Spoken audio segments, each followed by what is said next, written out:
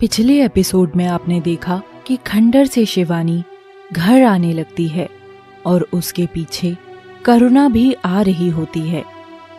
करुणा शिवानी को पहचानने की कोशिश करती है।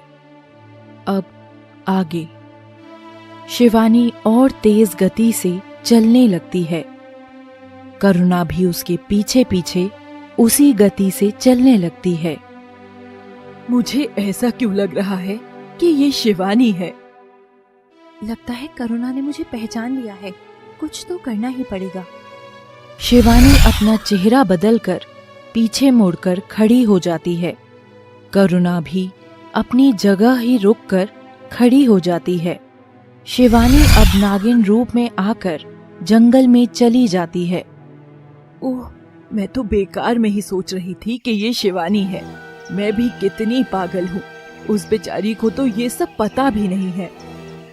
करुणा घर पहुंचकर दरवाजे पर घंटी का बटन दबाती है। दरवाजा खोलने के लिए शिवानी आती है।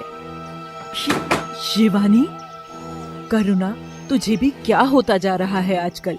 वो शिवानी नहीं थी, कोई और नागिन थी। ये है शिवानी तो। करुणा को कहीं शक तो नहीं हो गया? क्या हुआ आंटी जी? कुछ नहीं, कुछ नहीं। बिना कुछ बोले ही घर के अंदर आ जाती है। माँ, आपकी तबीयत ठीक है? हाँ, मैं बिल्कुल ठीक हूँ। तभी वहाँ पीहू आ जाती है। आप मुझे अकेले सोती हुई छोड़कर कहाँ चली गई थी? हाँ आंटी जी, आप बिना बताए कहाँ चली गई थी? हम सब कितना परेशान हो गए थे। करुणा पीहू को गले से लगाकर बैठ जाती है और सारी घटना सुनाती है। पता नहीं हमारे हंसते खेलते परिवार को किसकी नजर लग गई है। उस दिन पंडित जी ने सही कहा था कि घर में काली शक्तियों का साया है। माँ, परेशान ना हो, ऐसा कुछ नहीं है। तभी एक बैग लिए डॉक्टर साहब आ जाते हैं। डॉक्टर साहब यहाँ आए हैं? सब ठीक तो है ना? आंटी जी, इन्हें मैंने बुलाया है। मुझे आपकी तबीयत थोड़ी बिगड़ी हुई लग रही है। एक बार डॉक्टर साहब चेक करके बता देंगे। मुझे कुछ नहीं हुआ है और इनकी कोई जरूरत नहीं है। कोई बात नहीं माँ, एक बार इन्हें चेक कर लेने दीजिए। डॉक्टर करुणा का चेकअप करता है तो ब्लड प्रेशर की समस्या आती है और वो कुछ दवाइयाँ और इंजेक्शन देकर करुणा को सुला देता है। पीहू, तुम अब अंदर जाकर टीवी देख लो। यदि कोई भी परेशानी हो तो तेज आवाज दे देना। पीहू अंदर चली जाती है और बाकी सभी बैठकर बातें कर रहे होते हैं। दूसरी तरफ एकता शिवानी से हार कर कौशिक के पास पहुंच जाती है। कहो, अब क्या कहने आई हो? मैंने बहुत कोशिश की लेकिन वो भाग निकली। तो क्या तुमने हार मान ली? हार का नाम सुनकर एकता क्रोध में जल उठती है। नहीं, मैं कभी हार नहीं मान सकती। मुझे लड़ते लड़ते मरना तो स्वीकार है, परंतु हारना नहीं। बहुत बढ़िया। कौशिक प्रसन्न हुआ। मैं कुछ दिनों के लिए कहीं जा रहा हूँ।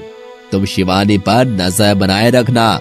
कौशिक ये कहकर चला गया, लेकिन मयूरी, रीता और नीता को ये अच्छा नहीं लगा कि कौशिक उनके होते हुए किसी और की तारीफ करे और जिम्मेदारियां सौंपे।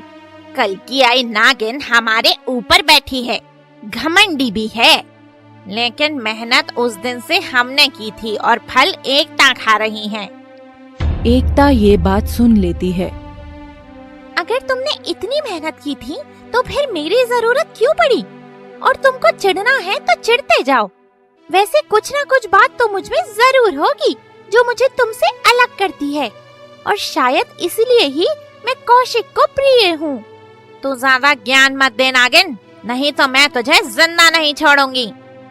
अभी ये 3 है तो कोई फायदा नहीं है लड़ने का। अभी मेरा मन नहीं है, तुम्हें बाद में देख लूंगी। ये कहकर एकता गायब हो जाती है और वो तीनों दांत चबाते हुए रह जाती हैं। दूसरी तरफ कौशिक पहाड़ों में पहुंच जाता है और वहां एक गुफा में जाता है। गुफा से एक मोटी, भारी, कर्कश आवाज आती है। कौन है बाहर? मैं कौशिक हूँ। अंदर आओ। गुफा में छोटे छोटे पत्थर हैं और हवन करने के लिए एक जगह बनी हुई है। वहाँ एक बहुत लंबे बालों वाला, काले कपड़े पहने हुए और बड़ी सी दाढ़ी लिए एक तांत्रिक है, जिसके माथे पर काला तिलक लगा है। गले में हड्डियों से बनी मालाएं पहनी हुई हैं और उसका नाम तांत्रिक गुरु है। आओ कौशिक, तुम बहुत दिनों बाद आए हो। मैं तो समझा था कि तुम भूल ही गए हो मुझे। गुरुजी, आप मुझे क्षमा कीजिए, मैं अभी आपको नागमणि लाने में सक्षम नहीं हूँ। मैं जानता हूँ। बताओ तुम्हें क्या समस्या आ रही है? मैंने जिस नकली अर्जुन की उत्पत्ति की, मैं उसी को मारने में असफल हो रहा हूँ। और वो मयूरी ने भी बहुत कोशिश की, लेकिन हम शिवानी तक नहीं पहुँच पाए। शिवानी हर बार बचकर निकल जाती है। मैं तुम्हें कुछ मायावी शक्तियाँ दे रहा हूँ, जिसके प्रयोग से तुम अर्जुन को मार सकते हो, साथ ही साथ शिवानी तक भी पहुँच सकते हो। कौशिक तांत्रिक गुरु के चरणों में हाथ जोड़कर सिर झुका लेता है। तांत्रिक गुरु अपना हाथ कौशिक के सर पर रखकर मायावी शक्तियाँ कौशिक को दे देते हैं।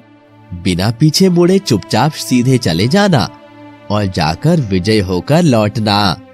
कौशिक चला जाता है। दूसरी तरफ मोरनी अभी तक परेशान है और बदले की भावना के साथ मन में कुछ सोचते हुए घूम रही है। एक बार कैसे भी ये एकता मिल जाए, फिर तो मैं उसे उसकी औकात दिखा कर ही रहूंगी। एकता भी गुफा के बाहर टहल रही है। जब रीता और नीता मयूरी से कुछ समय के लिए दूर हो जाएंगी, मैं तभी मौका देखकर मयूरी को मार दूंगी।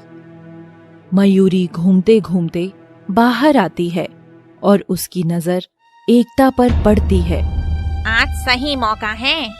मयूरी एकता पर पीछे से वार करती है और एकता दूर जाकर गिरती है। ओह, तो पीछे से वार करने को तुम महानता कहती हो? मयूरी और एकता दोनों एक दूसरे का गला नोचने लगती हैं कि तभी वहाँ पर कौशिक आ जाता है। एक दूसरे को मारने पर क्यों तुले हो तुम दोनों? और मयूरी, तुमसे होता तो कुछ नहीं है, और जो कोई कुछ अच्छा करता है तुमसे वो भी बर्दाश्त नहीं होता। निकल जाओ यहाँ से और दोबारा अपनी शक्ल मत दिखाना। कौशिक मयूरी को बेइज्जत करके निकाल देता है। दूसरी तरफ आंटी जी तो अब तक उठ ही नहीं है। मैं माँ और पीहू के लिए कुछ ले आता हूँ।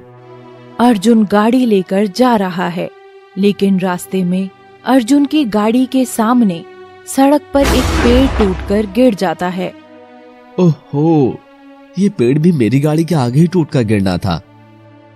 अर्जुन गाड़ी से उतरकर पेड़ के पास जाता है और उसे हटाने की कोशिश करता है, लेकिन उसका पैर एक रस्सी में उलझ जाता है और वो रस्सी में बंध जाता है। कौन है? मुझे किसने बांधा है? तभी कोई रस्सी को खींचता है और अर्जुन भी उसी रस्सी के साथ खींचने लगता है। अर्जुन पेड़ को पकड़ लेता है, लेकिन कोई पूरी ताकत से उसे अपनी ओर खींच रहा है। मैं वहाँ क्यों जा रहा हूँ? मेरी शक्तियाँ काम क्यों नहीं कर रही हैं? अर्जुन के बहुत रोकने पर भी अर्जुन रस्सी के साथ खिंच जाता है और रस्सी में एक जोर का झटका लगता है। अर्जुन एक कुएं के ऊपर टंग जाता है। अर्जुन ऊपर एक पत्थर के सहारे रस्सी पकड़े लटका हुआ है। उसके नीचे एक कुआं है जिसमें पानी नहीं, आग के अंगारे भरे हुए हैं और आग की लपटें कुएं से बाहर निकल रही हैं। कौशिक रस्सी का एक छोर पकड़े हुए दूर खड़ा हंस रहा है। कहानी जारी रहेगी।